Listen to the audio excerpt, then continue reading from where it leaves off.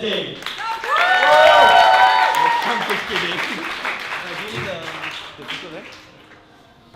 Hi guys, how are you today? Great. That was very low. How are you doing today? Awesome. Great. It's really great to be here, especially in the Impact Hub. I've been involved actually. I split my time between Switzerland and Malaysia right now. Even I am originally from Czech Republic and US, so I will be mixing the story. So, originally I was born in Czechoslovakia. How many of you know where is Czechoslovakia? Raise your hand. Woohoo! Awesome. So it is this really tiny country of 10 million people in Eastern Europe. And I grew up in the time when I thought that everything is possible, like any girl, right? You grow up and you think you can do absolutely everything. Well, that was not exactly true. I was growing up in communist country. The borders were closed. We could not really travel. My parents could not really travel. They could not get the jobs that they wanted. And so my reality was a little bit changing. And so I just kind of created the view of how it was in then, even this was a little bit earlier than I was born, and then how it is now, right? The beautiful Prague and Czech Republic, where it's being visited by one of the most tourists in the world. And so I had a lot of dreams, right, as a little girl. And so I had, like, as we all have dreams, and we really don't know how to measure them, I had kind of two first dreams.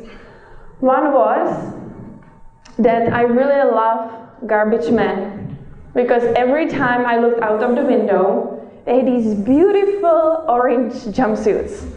And everyone in country was wearing these dark clothes because we didn't have access to many clothes. You know, we had aunties from Germany or from US sending us packages so we can have more colorful clothes.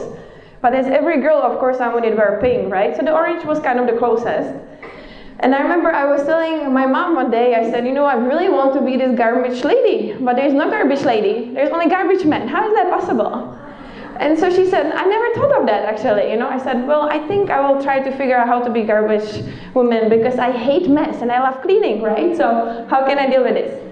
And so then the second dream, how it came later on, was that I realized that many of us cannot have the education that we want to have. And we cannot do the things we want to have. And so one of the possibilities that was really happening in my country a lot was that a lot of people were escaping my country, right? Through the borders. I'm sure we know that a lot from different countries. But there was a lady who I absolutely adored. Her name was Ivana Trump. I'm sure you know Donald Trump. We will not talk about that at all. But Ivana Trump was an amazing lady who loves skiing, like me. We were both competing in skiing. And she one day decided that she will escape my country through the mountains. And she skied through the border to the neighboring country. And then she immigrated to the United States, became supermodel, an amazing business lady, and is really a role model to a lot of girls. So I said, I think I should do sports, right? Because that's the way how to succeed. So by age 10, I was representing my country in badminton. I was partially professional skier. But for some reason, that still didn't make me happy. I was thinking, what can I do? How can I really contribute? And what I can do in my life. So then, I had another dream. So in my country, in communism, there was this thing, pioneers. How many of you know what is pioneer? Don't be shy. Okay, 2 of you. Good job. Okay. So, pioneer is this kind of movement, right? Because my country was occupied by Eastern countries like Russia. And so they had a lot of systems coming to our country. And one of them was to being pioneer. So you have this movement of the Communist Party, and then you have these young children who become pioneers, and they have to go through this exam and dress up in these beautiful clothes, and they have this poem, and you know, because I'm so competitive, I was like, wow, I have to become pioneer. That's the next great thing. And my parents were like, oh no, please, we are not part of the party, we don't want any politics involved. I said, no, I want to be pioneer. So my mom kind of didn't give up on me, helped me to make special clothes. I was studying so hard to have this amazing poem. But then when I was ready to go, 2 weeks before, the revolution happened, and I never could become pioneer. So that was kind of the heartbreak, but also the huge luck, right? That you learn from the disappointment and you move to the next important thing. And so I think the lesson from this for me was that I was so stubborn and my parents still want to give me the dreams, even they had no idea why I want that. So then, in my life, I have to say I'm really proud for one thing. Because of not access of the education, I'm the first woman in my family of the 3 generations to finish university. My sister followed, of course, but why I always felt of my grandmother and my mother as a superwomen were because they always worked so hard to give us the opportunities they never had. And not because of the university, but I was the first one who could study abroad. I was the first one who could move to a different country and work and come back freely, which you will think, I kind of felt always the pressure, My parents will never say that, but at the same time, there was always the look when I will come home and to say, okay, are you successful enough? And is it really happening for you? And, how can you be better? And so I always felt kind of like, okay, what can I really do? And my grandma she was delivering a lot of babies. She was a nurse all her life, and she always saying, what doesn't kill you makes you stronger. And so I always felt that I always have to choose the hardest tasks to kind of prove everyone that I can do that. And then a lot of things happen. I studied in UK, I studied in Spain. I was a very lucky girl. And always worked my butt off though, to kind of prove that I can make it. But then I said, okay, what can I do next? And I met my amazing husband, who is American, and he said, okay, let's move to the United States. So we moved to California, to San Francisco. And I said, wow, the American dream, finally, Oh my God, now I will just make it. Because in my country, when anybody escaped to the United States, that was kind of, the heroes. We are the celebrity, we are going to be so successful. Well, then I moved to California and nobody cared. Said, oh my God, you're so lucky from Eastern Europe. And what is Czechoslovakia? Are you from Chechnya or is it Russia? You're not really sure. So I went to UC Berkeley, and I was thinking I just finished my business school. And I thought I was so full of myself, right? I said, we go to scholarships, I went to the best business school in Europe, I'm a woman, what else do I need to prove, right? But I was always thinking what I want to do, and since my little age, my mom was always a business lady. And so when kids went to play, I went to help with the business, because there was not enough people to help with our family business.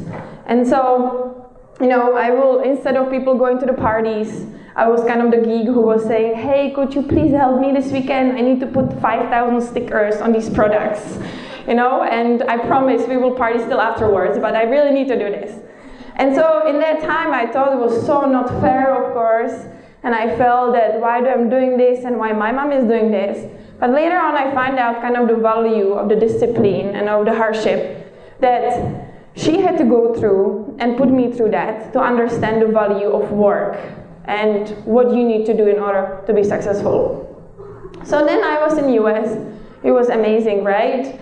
All the great things that I never had access to, including going to grocery store and seeing 6 kinds of milk instead of 1. I was so confused. I was calling my husband and said, hey, you told me to buy rice and there's 15 packages of 15 colors and I don't know which one I'm supposed to buy. So there were a lot of things, including even, I thought I'm so smart and I will come home and I know how to open the door because it was turning completely different ways. And so there were many different things that I would be waking up in the morning just wondering and being scared every day, what is today, what I will not be able to do. But I woke up every morning and wrote myself email to kind of say, okay, what did I go through and what I can accomplish today. Really recently, I went through those emails, and I really encourage you, if you go to a new country or you do something new, to write, no diary, I am horrible, I cannot keep up with that, but once in a while I send myself email, and it's really amazing to see kind of what you go through that in that time, so I really encourage that. So then through US, I said, okay, I always wanted to own a business, I was teaching English next to my university in Czech Republic in the poor communities. And I never forget this girl. She was very smart, but she had terrible marks, and I didn't know how to change it. I felt I'm failing as a teacher, because I said, how come, why does she want to learn English? And one time I had her on the side and said, why are you not studying? What is happening? I know you're smart. And she said, why will I study? I said, well, why don't you do your homework? Well, every day my mom is a prostitute, and I have to go with her to the nightclub, and there's not enough light, so I cannot do my homework. And I said, okay. And why would you study English? I will never leave my country. I will never have those opportunities. And it really hit me hard, because I felt so spoiled that I had those opportunities others did not. And I really feel strongly that I have to change that. So when I was in US, I felt like, okay, I would like to start my own business. What can I do? Now we started school or store that can be really beneficial. So I moved to US, got my green card in 5 days, which was a record. And I was very proud, and I remember that my husband said, okay, take a break, but I don't know how to take a break. So I printed out my resume, went around the neighborhood and said, what can I do? And there were multiple stores who were hiring for a job. And I just finished business school, right? I never did any sales, really. And I said, okay, there was a store who was selling shoes to kids that had some disabilities. So I said, okay, I will learn about how the store works. So I worked in that store as an assistant for 3 months. In 3 months, I became assistant director, whatever that really means. And then I was helping to order different collections and helping different kids.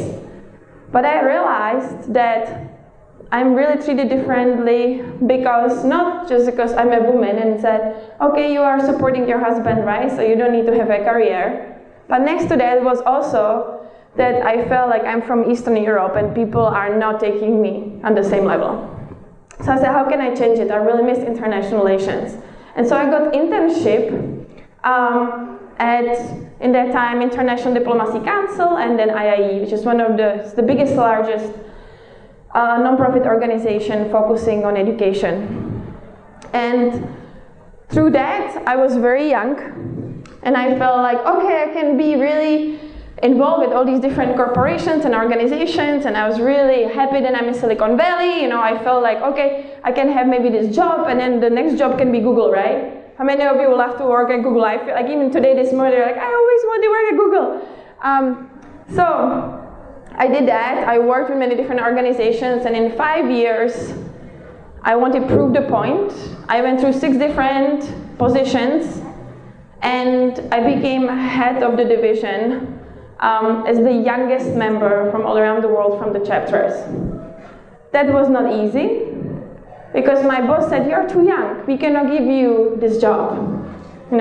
You will come, you will start the job, and you will start crying in 3 months, then you cannot handle it. But anytime then someone told me I cannot do something, I always went in different direction and said, no, I will prove you wrong. I will prove you that I can do this.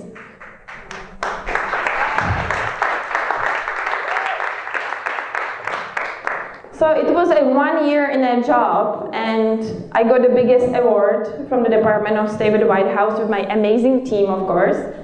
And my boss came to me and apologized and said, I'm really sorry that I underestimated you. Now you can work on projects that you want. And that was really amazing, because I did that for a while. But I was asking myself, okay, what's next? When you're identified, you get awards, you get recognition, you feel like you made it, right? But I didn't feel like I made it. I said, what can I really do next? And so I worked on a lot of projects with Hillary Clinton. I think you might hear a bit about her, President Obama, and many others. And it was very exciting to work on environmental issues, women's rights, entrepreneurship, innovation. One of my projects was with Google, not that we tried to focus on the technology, but as you remember, in Japan, there was a huge earthquake, right? And so we had a lot of nonprofit organizations who will come to us and say, you know, that's great that Google is doing all these amazing things, but we came to our houses and there were no houses because the earthquake, you know, is gone. A tsunami took it, and we don't know how to get our houses back. And so we really tried to figure out creative ways, like with Google Earth, to have special programs when they can go back, they can help the citizens to see the records of the buildings when they were there, and help them to get them claimed from the insurance. And so that was kind of one of those things that you could see then translated from not only I can look if Lucy was cheating on me and was in that house in that street, but mostly of how can I really help the communities and how it can help to the greater good. So my other project was a lot of focus on disabilities and also how to kind of translate it to the entrepreneurship. And so one time I had a delegation coming from Ukraine, and there were two ladies on the wheelchair, and there was a gentleman who was blind. But nobody really paid attention to him, because when you see someone on the wheelchair, you see something is automatically wrong, right? But when you see someone with sunglasses, you don't really realize that there's an issue. So everyone ignored him, and I found this NGO in San Francisco who was teaching disabled how to sail, and also kids after the accident. And so basically, I took him on the sailboat, and I was really excited because I never sailed before as well. After that, I decided to become a trainer, an instructor, and also race. But what I found out was that a lot of girls and women didn't want to sail because everyone was telling them they were not strong enough.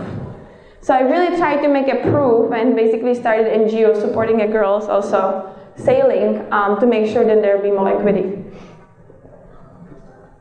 So after that, I really loved my job, but I really felt that I want to move forward. And so I moved to Switzerland and said, okay, we'll have 2 years break. I'm tired. I really want to do the snowboarding and volunteering, do nothing else. I lasted exactly 2 weeks because I don't know how to have a break. And basically started to volunteer, which is so funny, with Impact Hub Zurich and with many different programs focusing on girls and entrepreneurship, but also started a startup with my family, which I will come back to. And so then suddenly I got a call and said, you know, President Obama is coming to Malaysia and we would like to have you as a speaker. And I was like, me? Really? Yes, and we would like you to help with different programs. So I did that, completely fell in love with Malaysia, so that's why I'm standing here in front of you, helping different startups to be built from many different communities of ASEAN, connecting to environment, connected to education, and much more. And so the last thing that I will tell you is, you know, when a lot of people were telling me, and especially my parents, to say, okay, what would you do? But what would you do if you were not afraid? And so 2 years ago, my mom almost died. She has a special illness called lupus. It's actually worse than cancer because there's no treatment for it as much. And so instead of for her to say, okay, this is over, she was fighting really hard, and I'm really happy to say that she's in really better condition. But how she got to that was that we started a startup to fight against this illness and to find medication for people who can be hopefully lucky in the future years to get the help that my mom cannot have. So I would like to, for all of you, close your eyes now and think, what would you do if you're not afraid? And freaking go for it!